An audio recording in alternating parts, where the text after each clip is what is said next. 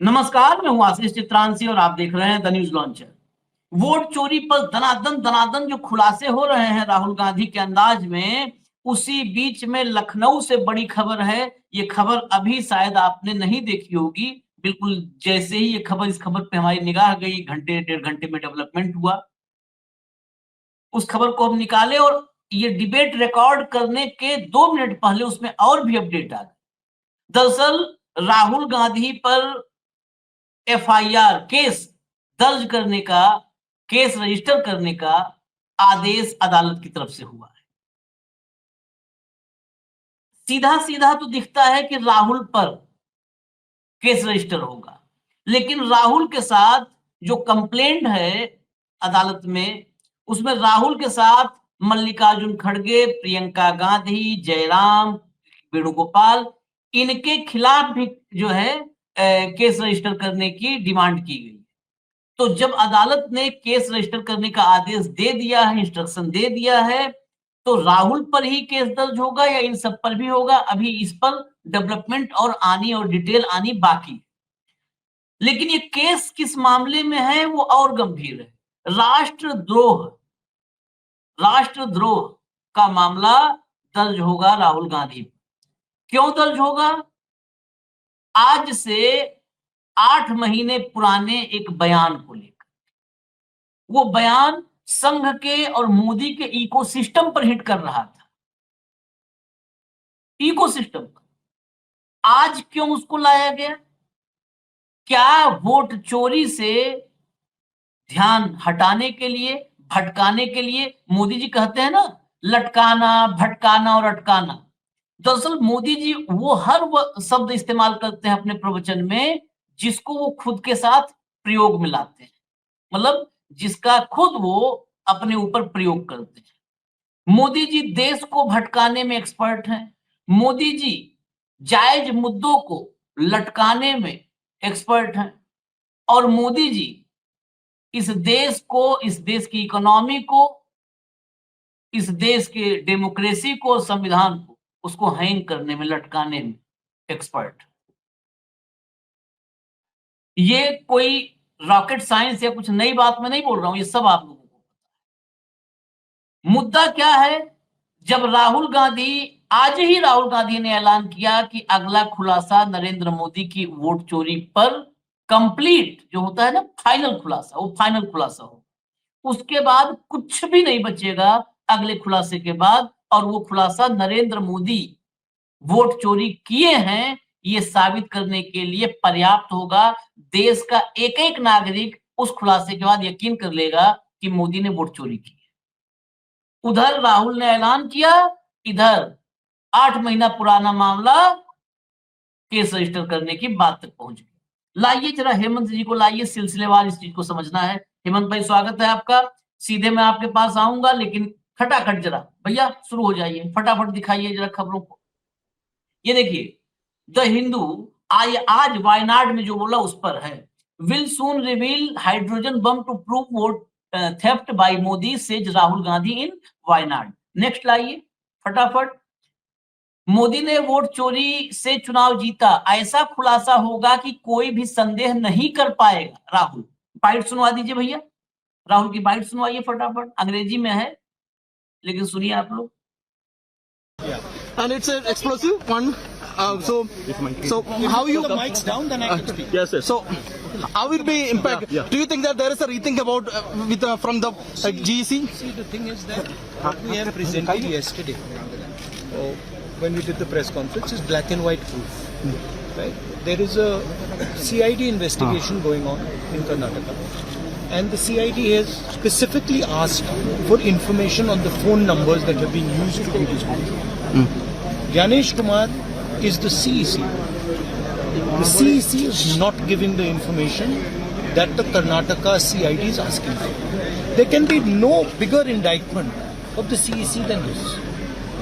The police is asking for information, and the Election Commission of India is not giving it. And this is not my statement. This is a fact. It's black and white. You can see that the CID has written letters after letter after letter to the Election Commission. So it's very clear. Look, We have shown it in Madhepura. We've shown it in Anand. We are going to show it in such a way that there will be nobody in India who will have any doubt that Narendra Modi ji has done vote chori and won the election. Thank you. Okay, there are some rumors that you are revealing about Prime Minister's constituency also. So, We are going to reveal, I've said already, a hydrogen bomb that is going to devastate completely the reality of the situation. is it some? Because it is, we have open and shut proof on what we have seen. We are not, you have seen my first press conference, you've seen my second press conference. We have black and white proof, I'm not saying anything without proof. And we have 100% proof of a number of things that have happened that are going to come out. Is it something about Varanasi? That is for you to guess, that is for you to speculate. I will do my job, I will deliver on my job. Thank you. ये पत्रकारों को guess करने के लिए नहीं छोड़ा है, ये मोदी को गेस करने के लिए छोड़ दिया है कि रात भर परेशान रहो, सोचो कि कहाँ का होने वाला है, अगला नंबर कहाँ का है। और कहा उन्होंने पहला और दूसरा आपने देख लिया है, बिना सबूत हम कुछ भी नहीं बोलते। तो सबूत के साथ ही जो हाइड्रोजन बम आएगा वो सबूत के साथ आएगा। लेकिन ये हाइड्रोजन बम, ये खुलासा, इससे तो आप वाकिफ हो चुके हैं, थोड़ा चिरपरिचित हो चुके हैं, लगातार उस पर बातें हो रही है। जो हुआ लखनऊ में, जरा उस पर आते हैं भैया, दिखाना शुरू करिए, फटाफट लाइए। राहुल गांधी ने इंडियन स्टेट से लड़ाई वाले बयान पर बवाल, राहुल गांधी के बयान पर कोर्ट में याचिका दाखिल। इसमें बेसिकली याचिका उन पर केस रजिस्टर करने के लिए दाखिल हुई थी। राहुल गांधी के खिलाफ राष्ट्रद्रोह का मुकदमा चलाने की मांग, लखनऊ कोर्ट में दायर हुई याचिका। उन पर राष्ट्रद्रोह का मुकदमा चलाने की मांग वाली याचिका दायर हुई थी। यही खबर थी जब हमने ये फैसला किया इसको आप तक लाने का। राहुल गांधी का विवादित बयान, हमारी लड़ाई भारत राज्य से भी है, भाजपा को मिला मौका, ये जो खबर थी जबकि वो खबर हमने दिखाया है। इसमें हालांकि ये खबर बहुत डिटेल्ड थी, उसमें बीच से निकालते हैं कि आशीर्वाद को गाली में तब्दील कर दें। उन्होंने बड़ा लंबा उसमें कहा था कि संघ जो आरएसएस है, इन सब ने कैसे इंस्टीट्यूशंस पर कब्जा कर लिया है देश के। अभी वो पूरा हेमंत जी बताएंगे स्टेटमेंट पे जब हम आएंगे। नेक्स्ट, ये था स्टेटमेंट रियादेश। अब ये देखिए scroll.in, बिल्कुल ये हम रिकॉर्डिंग शुरू किए उससे तुरंत पहले ये अपडेट आई, court directs case to be filed for Rahul Gandhi remarks that he is fighting against Indian state. वाह न्यायपालिका, ताली बजाओ इनके लिए। इन्होंने, वो कभी खबर ये आई थी कि याचिका दाखिल हुई है और कोर्ट ने डायरेक्शन भी दे दिया कि केस रजिस्टर किया जाए। ये न्यायपालिका, इसका तो तेज ओज भस्म हो जाए सब। बस ट्रंप वाले पे किसी का कोई जोर नहीं चल रहा है कि ट्रंप को कैसे काबू करें। हम एक हिस्सा और अभी लाएंगे, जब ट्रंप की मैंने बात कर दी है, तो जब बात कर दी है तो दिखाएंगे जरूर। वहां पर भी राहुल ने पकड़ा है मोदी को, वो भी दिखाएंगे। लेकिन अभी थोड़ा सा रुक करके इस पे चलते हैं। हेमंत भाई, ये जैसे राहुल डरा रहे हैं तो ये इधर एफआईआर चालू हो जा रही है, केस चालू हो जा रहा है। ये क्या मामला है, जरा लखनऊ वाला पूरा सिलसिलेवार जरा बता दीजिए दर्शकों। आशीष भाई नमस्कार, आपको सारे दर्शक साथियों को भी। देखिए, ये जो कुछ घटनाक्रम है ना, इसमें बिल्कुल कुछ भी अप्रत्याशित नहीं है। ये एक स्टैंडर्ड ऑपरेटिंग प्रोसीजर है कि आपके खिलाफ मैं कहां से क्या ढूंढ के लाऊं ताकि कोशिश कर सकूं। डरो तो नहीं कि आप, मुझे पता है, तो उनको पता है राहुल गांधी डरे तो गाने, तो उसके खिलाफ एक भ्रम फैलाने के लिए, एक पूरा माहौल बनाने के लिए कोर्ट को बीच में इन्वॉल्व कर लो। तो 8 महीने और 4 दिन पहले कांग्रेस पार्टी के मुख्यालय का, एआईसीसी हेडक्वार्टर का उद्घाटन हुआ था, नई बिल्डिंग का। वहां राहुल गांधी ने एक बात कही, उस पे आज ये जो एडवोकेट साहब है नृपेंद्र नाथ पांडे, इन्होंने पहले इस्तगासा दायर किया, कंप्लेंट बोलते हैं उसको, कंप्लेंट केस। और कंप्लेंट केस पे जो एडिशनल सीजीएम है लखनऊ डिस्ट्रिक्ट कोर्ट के, उन्होंने आदेश कर दिया कि पर्चा दर्ज किया जाए। अब मामला क्या है कि जो राहुल गांधी ने वहां कहा था कि हम आरएसएस के खिलाफ लड़ रहे हैं, भाजपा के खिलाफ लड़ रहे हैं, इंडियन स्टेट के खिलाफ लड़ रहे हैं, तो जो जितना पढ़ा लिखा होता है वो उसको उतने हिसाब से भारतीय जनता पार्टी और उसकी भगत मंडली ने उसको इंटरप्रेट किया। उनको चूंकि देशद्रोह का केस दर्ज कराना है, उनको राष्ट्र विरोधी घोषित करना है, तो इंडियन स्टेट का मतलब है भारतीय राज्य। उनको ये लगता है इंडियन स्टेट क्या है, ये भाजपा जाने और कांग्रेस जाने। मैं उसमें बीच में इसलिए नहीं पढ़ूंगा क्योंकि मेरी इंडियन स्टेट की समझ कुछ और है। इंडियन स्टेट आइसोलेशन में कुछ नहीं हुआ करती आशीष भाई।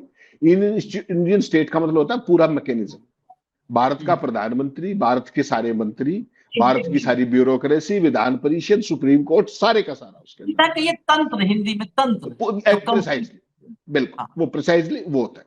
लेकिन कुपड़ों को तो कोई समझा नहीं सकता, और मुझे मेरा आपका ट्यूशन का भी कोई काम है नहीं, नाम ये सब करते। इशू क्या है, आपने कहा डरे हुए, मुझे नहीं पता कि राहुल गांधी डरेंगे कि नहीं, लेकिन मुझे ये पता है डरा कौन हुआ है। ये मैंने 7 अगस्त को भी देख लिया था, और मैंने कल 18 सितंबर को भी देख लिया था, जिस तरीके से पूरा इकोसिस्टम के कुत्ते फेल हैं, इंक्लूडिंग ज्ञानेश गुप्ता, और वो जो एक राजीव कुमार अग्रवाल आपके मित्र हुआ करते हैं, जो शेरो शायरी किया करते मुख्य चुनाव आयुक्त होकर के, वो तो भूमिगत ही है।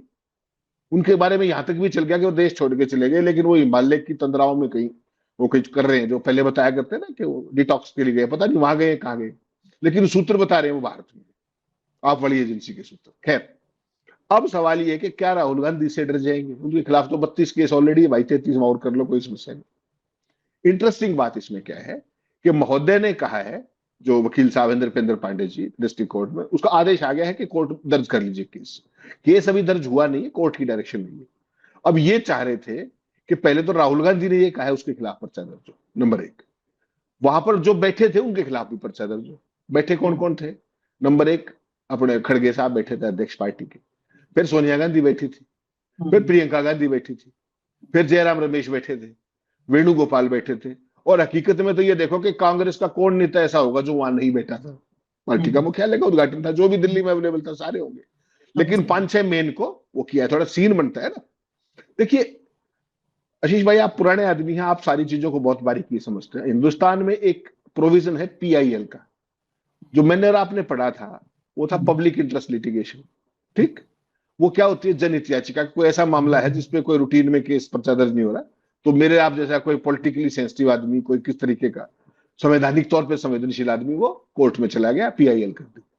उसके बाद एक PIL का एक नया स्वरूप अभी 3-4 दिन पहले देखा आपने, वो प्राइवेट इंटरेस्ट लिटिगेशन बोलते हैं उसको, तमाम साथियों ने कहा।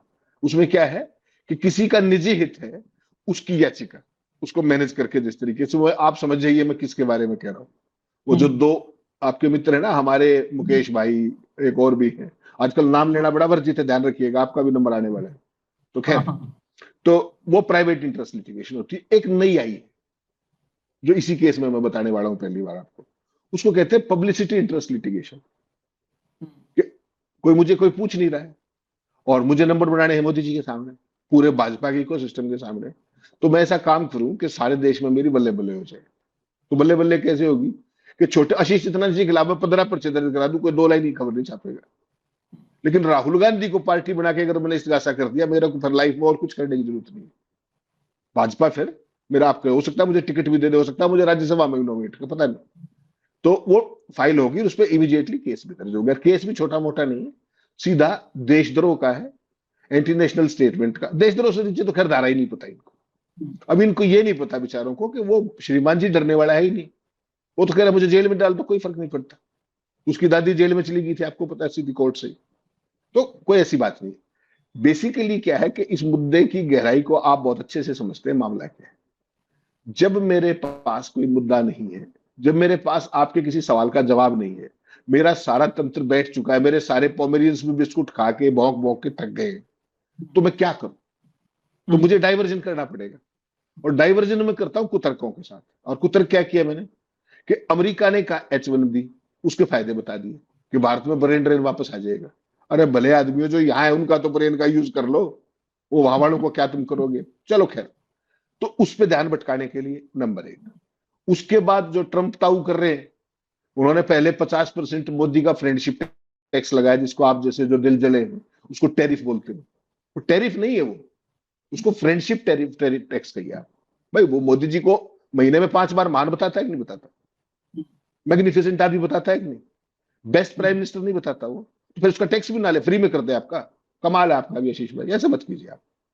तो मोदी जी को उसने क्या क्या कहा, 50% फ्रेंडशिप टैरिफ लगाया।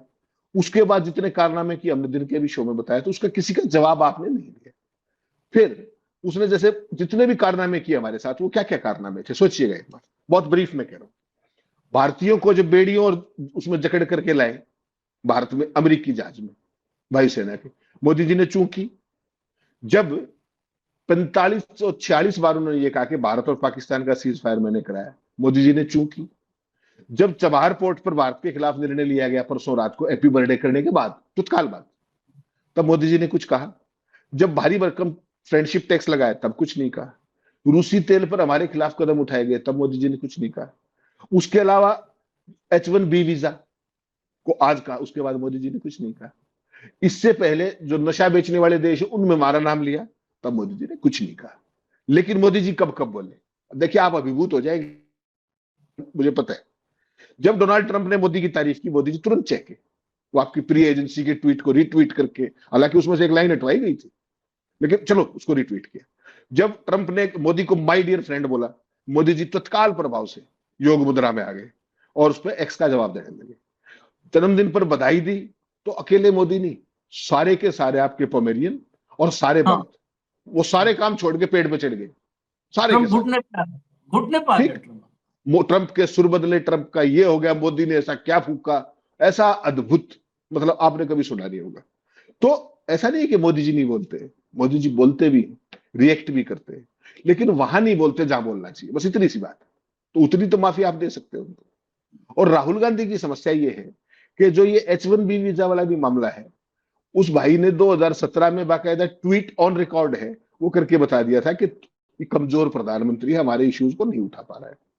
और उसके बाद लगातार जो भी घटनाक्रम हुआ वो आपके सामने। कोई ऐसा मुद्दा बताइए H1B से लेकर के, जितने इस देश में नोटबंदी से लेकर के, GST से लेकर के, किसान कानूनों से लेकर, यू जस्ट कीप काउंटिंग, कि जिस पे उन्होंने कुछ कहा और वो बात 100% सच ना हुई हो। तो ये H1B वाला भी आज सच हो गया। अब ऐसी सूरत में क्या करोगे आप? आपके पास कोई जवाब तो है नहीं किसी भी तरीके से। ये बोंपू कहां तक कुतर्कों के सारे लड़े, तो ये पर्चा दर्ज कर दिया डाइवर्जन के लिए। अब इससे पूरा माहौल बनेगा कि राहुल गांधी इतना बड़ा देशद्रोही है, इतना बड़ा समय, ठीक है। और केस क्या है, देखिए आशीष चित्रांशी कहीं भाषण दे रहे थे तो आप भी बैठे थे सारे, तो उसमें से भी हम 3-4 लोगों को सिलेक्ट करके पर्चा दर्ज होगा, जो पूरी ऑडियंस उसके खिलाफ पर्चा नहीं तो सबका नाम लिखना चाहिए, चाहे एड अदर्स ही कर दो। और 8 महीने 4 दिन बाद क्यों? किसी चीज की एक वैलिडिटी भी होती होगी ना भाई। आपने 15 फरवरी को कहा था, आपने देखा ना, टाइम, हर एक चीज टाइम बाउंड होती है, अदालत में अपील का भी टाइम होता है, हर चीज का होता है। लेकिन ये वो बात थी कि 8 महीने 4 दिन बाद अब आपको, आपकी नींद टूटी और ये एक थोड़ी सी पब्लिसिटी ले लो, थोड़ा सा ये हो जाए, अदालत भी तैयार बैठी है, उन्होंने भी नोट वो कर दिया। दिक्कत क्या है कि इस तरह की चीजों से जिसको आप डरना चाह रहे हो तो डर नहीं रहा, लेकिन आपकी फॉल्ट लाइंस लगातार एक्सपोज होती जा रही। ना तो मोदी जी कोई जवाब दे रहे, ना ज्ञानेश गुप्ता जवाब दे रहे, कोई जवाब नहीं दे पा रहा है, जवाब कोई नहीं दे रहा है।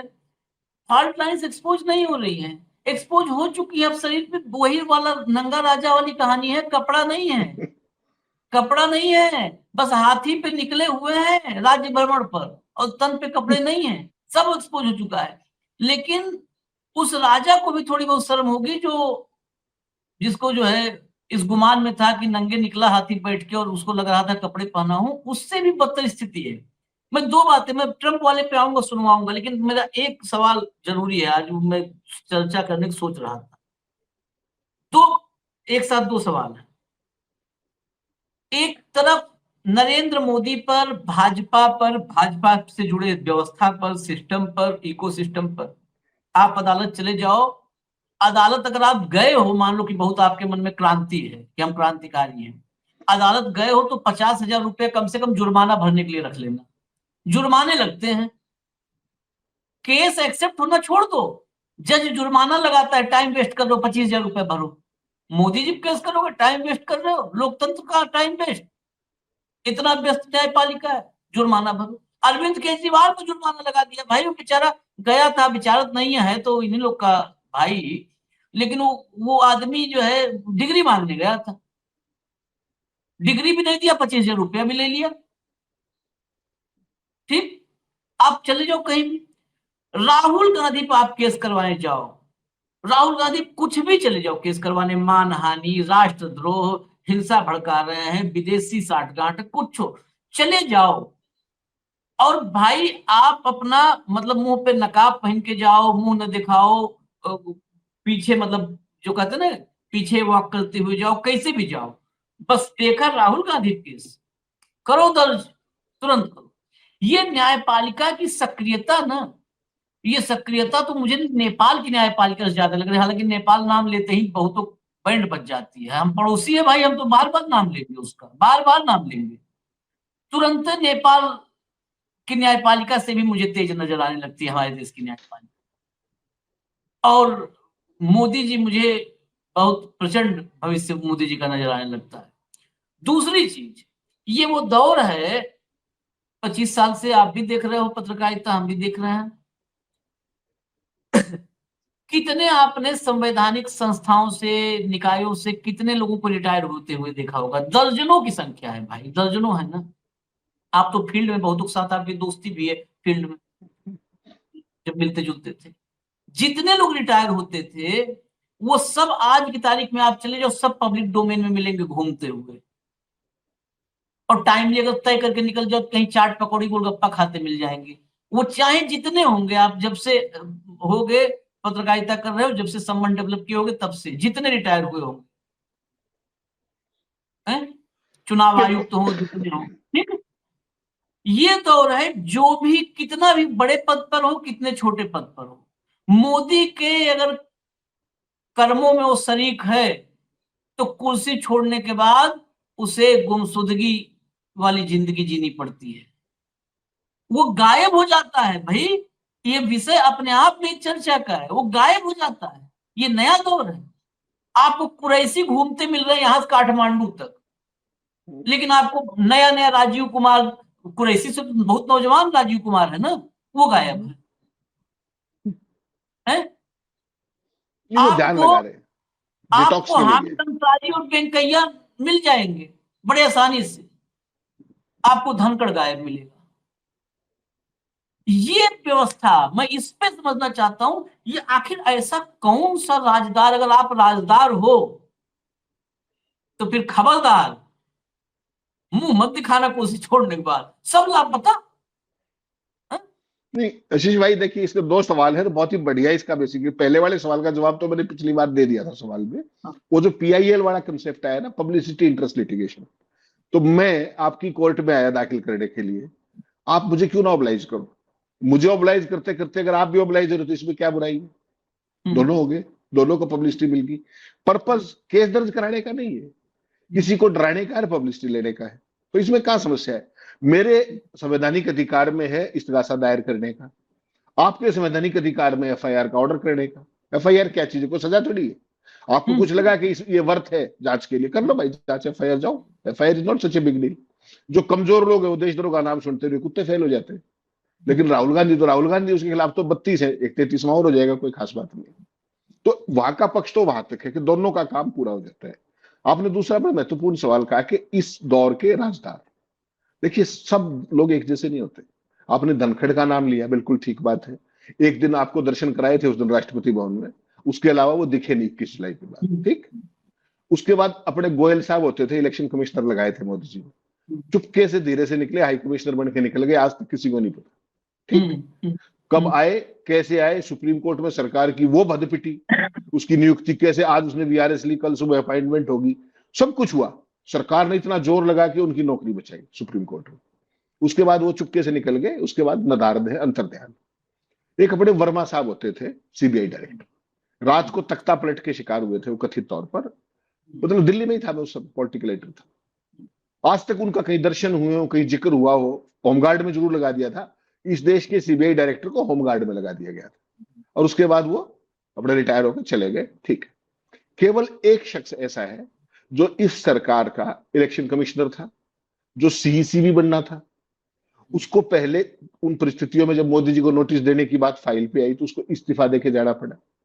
वो एशियन डेवलपमेंट बैंक में डायरेक्टर बन के चला गया, और वहां से आने के बाद वो इतना सक्रिय है चुनाव से संबंधित मुद्दों पर, जितने हमारे मौजूदा serving chief election commissioner election, उनका नाम है अशोक लवासा।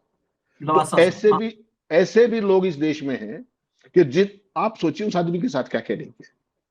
इलेक्शन कमिश्नर रहते हुए एजेंसीज के जरिए पूरे परिवार का जो हुआ, मैं पर्सनली प्रीवी हूं उसका। लवासा साहब की धर्मपत्नी, उनका बेटा, उनकी पुत्र वधू, उनकी सिस्टर पंचकुला में पीडियाट्रिशियन, नोबडी वाज स्पेयर्ड। और उस आदमी की हिम्मत और हिमाकत देखिए। वो आज भी, आप उनको अभी टेलीफोन करो, अभी ऑनलाइन आ जाएंगे। जो मुद्दे की बात है वो जरूर करेंगे, जो कानून सम्मत बात है वो जरूर बताएंगे। बड़बोले बिल्कुल नहीं है। मेरिट पर, डॉटेड लाइंस पे जो उनकी समझ है, क्लैरिटी है, उतनी क्लैरिटी बहुत थोड़े लोगों की होती है। मैं, क्योंकि आपने कहा कि इस सरकार के, इसी सरकार में इलेक्शन कमिश्नर लगे थे, वो याद रखिएगा। इसी सरकार में इलेक्शन कमीशन से छोड़ के गए थे, इसी सरकार में एडीबी में वाइस प्रेसिडेंट गए थे, और इसी सरकार में वापस रहते हुए वो अपना पक्ष रखते हैं, दमदार ढंग से रखते हैं। और पहले राजीव कुमार की सेवा रखते थे पूरी, और अब ज्ञानेश गुप्ता को day in and day out expose करते हैं, अपने पर्सनल नहीं, लॉ के हिसाब से, कि भाई कानूनी अधिकारी है, कानूनी व्यवस्था है। तो इस देश में सब एक जैसे नहीं है। आपने 50 के नाम गिनवाए जो अंतर ध्यान हो गए, तो यहाँ एक ऐसा बिरला भी है जो सरेआम आकर के अपनी बात जरूर कहता है। तो उस एक को मैं उस एक के बारे में कह दूं, आप मोदी एंड शाह पीसीओ पर हैं, बूथ पर, तो बूथ पर दिन में 200 नंबर डायल होते हैं, तो 4-5 रॉन्ग नंबर डायल होते हैं। तो अशोक लवासा मोदी का रॉन्ग नंबर है। जी, जी। हाँ, मोदी की दुखती रग भी थी। हाँ, तो आप सोचिए, हम्म। आप गजब देखिए आशीष भाई, आप शर्म निरपेक्षता देखिए, छोड़िए, माफ कीजिएगा, मैं थोड़ा सा विषांतर करूंगा 1 मिनट का। अशोक लवासा साहब ने इलेक्शन कमीशन में होते हुए एक लाइन कही, जिस बात पे झगड़ा हुआ। उन्होंने कहा कि भाई देखो, मेजोरिटी का फैसला होता है, हम 3 साथी, मेरा इस मामले पर मत विनता है आपसे, 2.5 सेंट नोट मेरा रिकॉर्ड कर लीजिए, इसको पब्लिक कर दीजिए। उस बात को भूल जाइए आप, वो बात 19 की है। अभी जस्टिस नागरत्ना ने एक मसले में, कॉलेजियम के मामले में कहा कि मैं इससे सेटिस्फाइड नहीं हूं। भावी चीफ जस्टिस लेके आ रहे थे आप गुजरात से, बड़ा जबरदस्त सीनियरिटी सारी वो करके, सब कुछ करके, तो ले आए शपथ। तो जस्टिस नागरत्ना ने ऑन रिकॉर्ड ये कहा कॉलेजियम को कि मैं इस पे अपना 2.5 सेंट देती हूं, and it should be made public along with the causes. ना तो लवासा के 2.5 सेंट नोट क्लियर पब्लिक हुए, और 6 साल बाद अब जस्टिस नागरत्ना का भी नहीं हुआ। इसके आगे आप क्या कहेंगे? पहली बात तो 2.5 सेंट की सोचने वाले कितने हैं, ध्यान से सुनिएगा मेरी बात, सोचने वाले कितने हैं, फिर उसको रिकॉर्ड करने वाले कितने हैं, और तीसरी बात, क्योंकि ये कहने वाले कितने हैं कि मेरा रिकॉर्ड किया है, इसको पब्लिक करो। है किसी में दम? जिनमें है उनकी हालत देख लीजिए। जस्टिस नागरत्ना के रोस्टर देख लिया आजकल कहाँ है, कौन से केसेस लगते हैं उनके पास, और उसके बाद उनको सीजीआई भी बनना है। एक आशा की किरण है वो, किस दिशा में जाएगा, कहां तक जाएगा। लेकिन सवाल आशीष भाई क्या है कि इस देश के अंदर जितने भी तंत्र के जो हिस्से थे ना, जो 4 स्तंभ थे, चौथे के बारे में तो आप बात ही मत करना, उसके बारे में तो फिर वही आप लंबा कर जाओगे काम। जो 3 मुख्य हैं वो सारे कमिटेड कर लिए गए, कमिटेड, कि वो 100% कमिट हो तो बात करें। सुप्रीम कोर्ट में थोड़ी सी कसर बाकी है, वो प्रक्रिया जारी। तो आप ये सोचिए कि ये पहुंचेगा कहां। This is what you call it absolute control, absolute commitment. उस तरह की डेमोक्रेसी जो आरएसएस जो 100 साल से कह रहा था कि 1 नेशन एंड 1 लीडर, ये 1 नेशन 1 इलेक्शन छलावा है, भूल जाइए इसको, कुछ नहीं है। 1 nation no election is going to be, लिख लीजिए आप इस बात को, 1 nation no election, 1 nation the only leader. ये यहां पर पहुंचाना है इसको, इतना सा समझ लीजिए। बाकी जितने सवाल जवाब आपके सिर माथे। आपने कहा राहुल गांधी का हाइड्रोजन बम, मैं इस इंफॉर्मेशन में थोड़ा सी प्रीवी हूं, सोचा दर्शकों को थोड़ा ऐड कर दूं। एकदम हाइड्रोजन बम नहीं आने वाला है। हाइड्रोजन बम का एक माहौल, मोमेंटम बनाया जा रहा है। 2 प्रेस कॉन्फ्रेंस हो गई है, 7 अगस्त को हुई थी, उसके बाद अब परसों, कल देखिए आपने 19 सितंबर को, बहुत जल्दी हरियाणा का मिनी हाइड्रोजन बम आने वाला है। उसके बाद महाराष्ट्र पे काम जारी है, उड़ीसा का भी कोई खेल सामने आ सकता है, मैं आपको सीरीज में बता रहा हूं। और बहुत जल्दी फिर फाइनल हाइड्रोजन बम भी आने वाला है। और जितनी चीजें आती जाएंगी, आपके पास तो अभी जो ये पटाखे हैं दिवाली वाले, उसी का जवाब नहीं आ रहा। आपके पास महादेवपुरा का जवाब कहां है? आया? आपके पास जो कल का था कर्नाटक आया?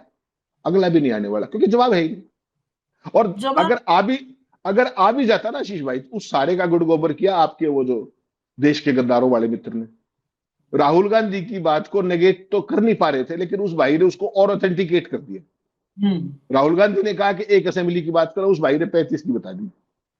और उसके बाद भी ज्ञानेश गुप्ता, बिल्कुल ठीक है, कोई समस्या नहीं, शर्मनिरपेक्षता इसी को बोलते।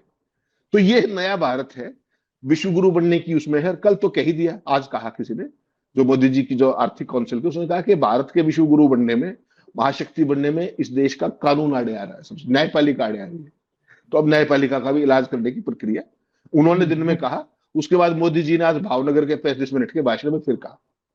तो अगला मामला अब उस दिशा में जाएगा 100% कमिटमेंट के लिए। हाँ ये है हाँ, सारी स्थिति। न्यायपालिका, हालांकि न्यायपालिका में कुछ बचे नहीं उस लायक, लेकिन फिर भी जो है वो भी, वो आपने कहा है ना, 3 स्तंभ 3 खंभे, चौथा खंभा तो मैं नहीं फिर बोलूंगा तो फिर चौथा खंभा ये पत्रकारिता, इसको क्या कहें? चौथा खंभा पता है क्या है?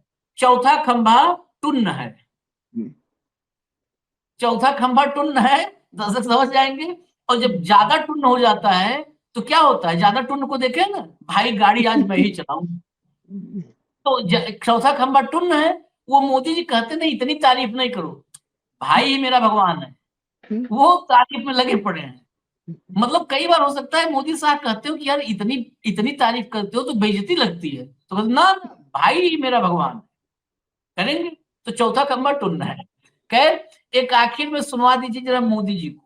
मोदी जी को आखिर में नहीं सुनवाएंगे तो कैसे काम चलेगा? सुनवाइए जरा भैया। लेकिन मैंने एक बात कही, मुझे कुछ सवाल पूछा गया, मैंने कहा देखिए, मैं अब ऐसा हिंदुस्तान देखता हूं कि दुनिया वीजा के लिए लाइन में खड़ी रहेगी।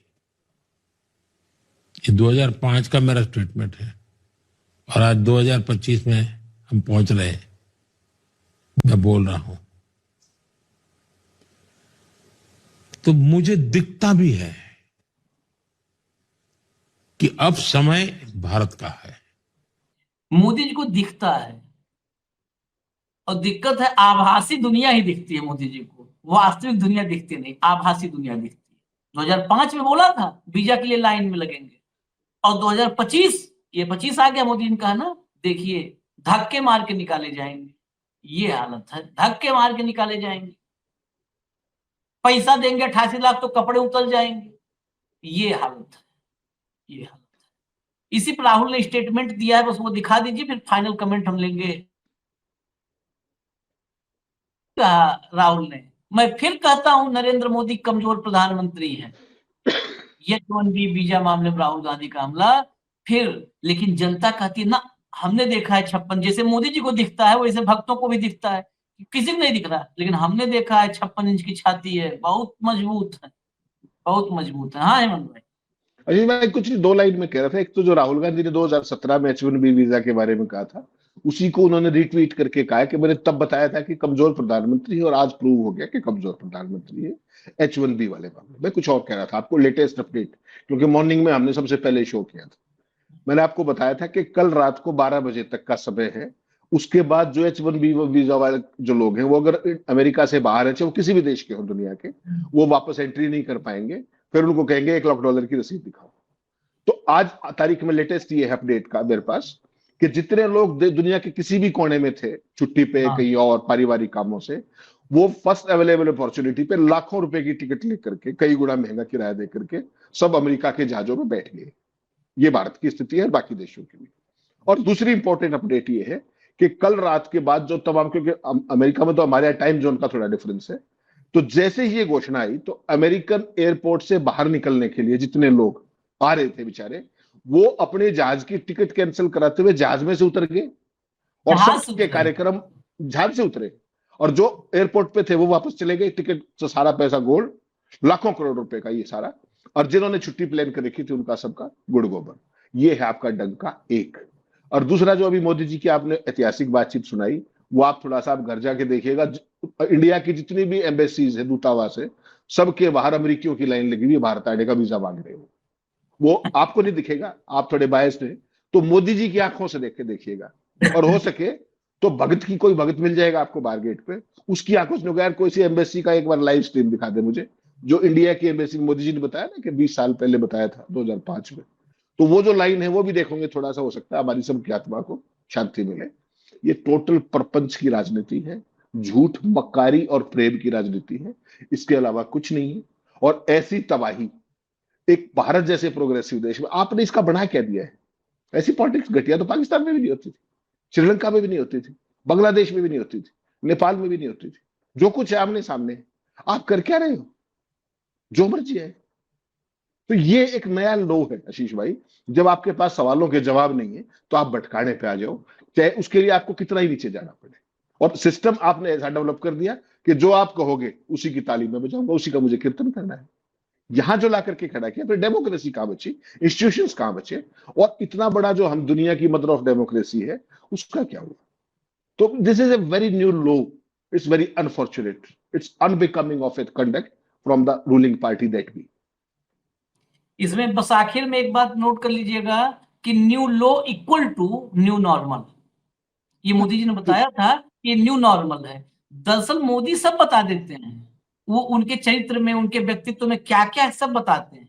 झूठ बोलो, जोर जोर से झूठ बोलो, जोर जोर से झूठ बोलो, वो सब बताते हैं। हम नहीं समझ पाते, हम नहीं समझ पाते। उन्होंने जो कहा था न्यू नॉर्मल, वो यही था कि आप इसको नॉर्मल मानिए जब चारों तरफ अफरा तफरी हो, चारों तरफ तबाही हो, इकोनॉमी कोलैप्स कर रही हो, उसको आप लोग को नॉर्मल मानना है, उसको नॉर्मल मानना है। तो ये मोदी ने बताया था, वही अब दिखा रहे हैं। हमें इजाजत दीजिए आप, और देखिए अभी मोदी जी का ये चालू है, सर्कस चालू है। इजाजत दीजिए हमें। धन्यवाद हेमंत भाई, बहुत बहुत धन्यवाद, नमस्कार।